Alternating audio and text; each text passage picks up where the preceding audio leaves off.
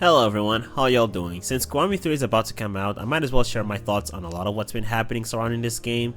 Now, I've already briefly shared my thoughts on this in a different video. In summary, I'm not gonna buy this game, in large part because I don't like the actor that they hired, namely Teruyuki Kagawa. He's a sex offender, he deserves to be blacklisted from the industry, and given how Sega hired this scumbag knowing full well about his history since they had to have done a background check, it makes me feel pretty certain that they're not going to replace the actor, therefore I'm not going to buy the game.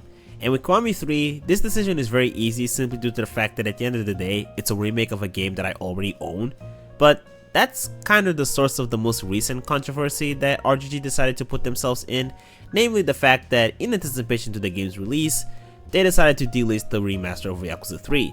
Which is not the first time they've done it recently. They essentially did the same thing with Yakuza 0 when they released the director's cut, which is honestly not a good look. Now, given my history with this channel, talking about stuff such as game emulation, game ownership, video game history, preservation, and everything like that, I wouldn't be surprised if some of you people assume that I would be very angry at this decision, especially knowing that I wasn't even gonna buy this game in the first place. However, and here's where my overall thoughts might diverge a little bit from the current consensus. To be honest, I'm more on the side of impartial, but leaning more towards the negative side, and let me explain why. Now, I will start off by saying that I do think delisting Yakuza 3 has one major drawback, and that's the price.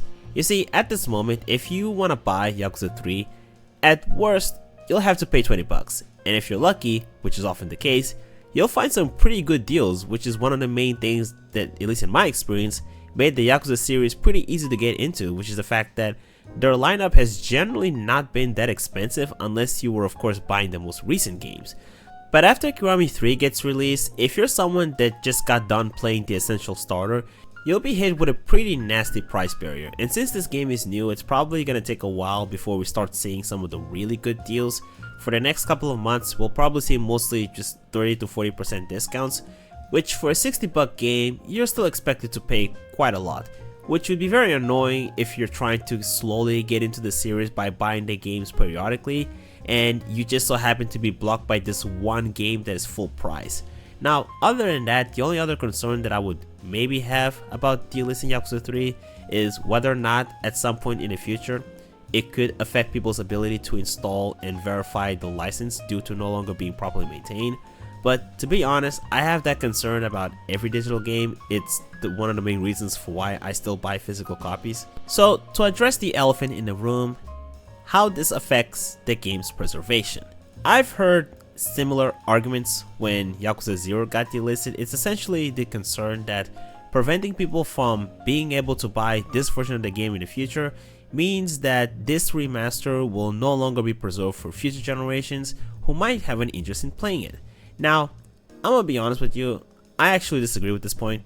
Now, I would first like to point out the fact that this game, much like the original Yakuza 0, is available on GOG, and RGG Studio hasn't announced that the game will also be delisted there.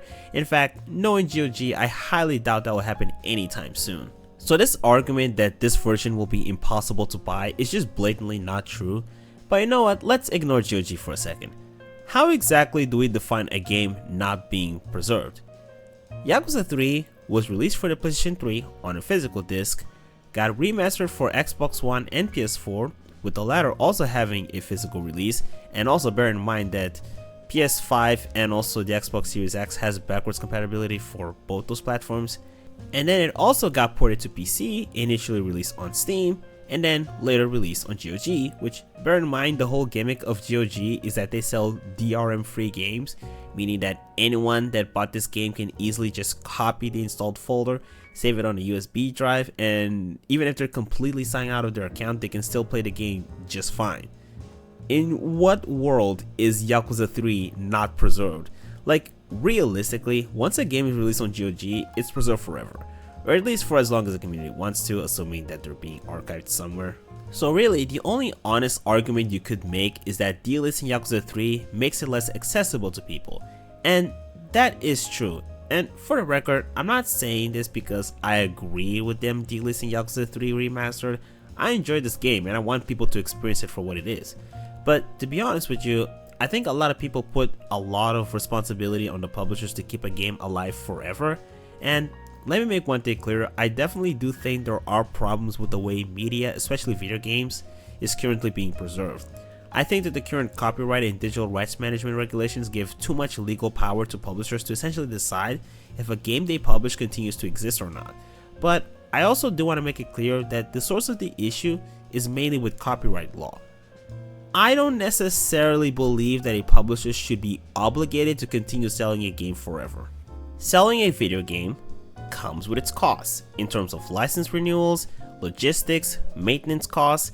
It's not like if Sega, let's say, puts Yakuza 3 on multiple platforms, it essentially just stays there free of cost. I mean, sure, you could make the argument that Sega is a big enough company to afford to keep a game up forever, but to be honest with you, I don't think that's a reasonable expectation. In my opinion, I think a publisher should be allowed to cut certain expenses if they're no longer viable.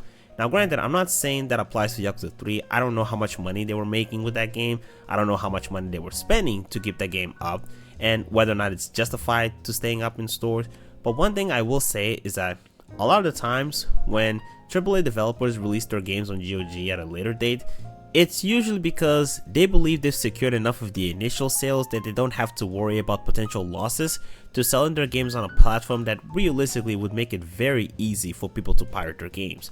Which does make me believe that Sega probably believes they've made enough money with the remaster that they don't see much of a point in continuing to sell it, especially when they have a newer version of the same game that they believe has the potential to make new money.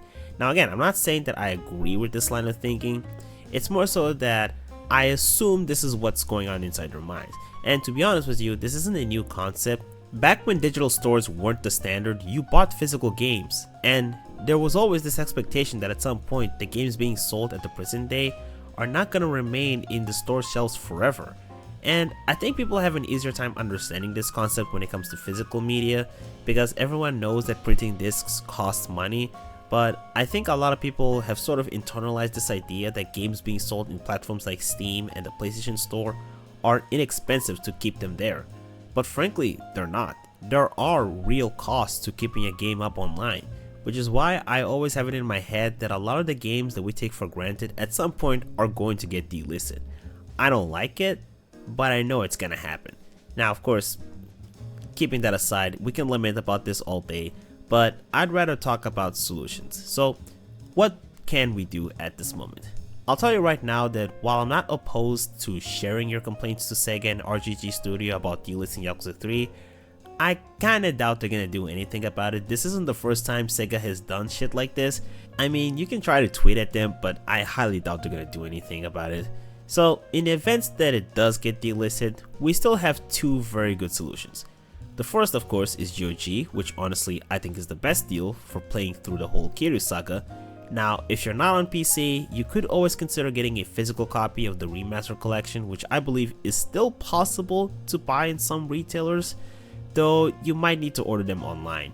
Now if you're on Xbox, I won't lie, I think you might be fucked. I mean, I guess you could go with RGG Studio's suggestion of buying the whole Yakuza collection, which is over $100, although knowing Xbox players, they got used to playing through the Yakuza series via Game Pass, so the idea of them actually buying any of those games might be a burden in and of itself.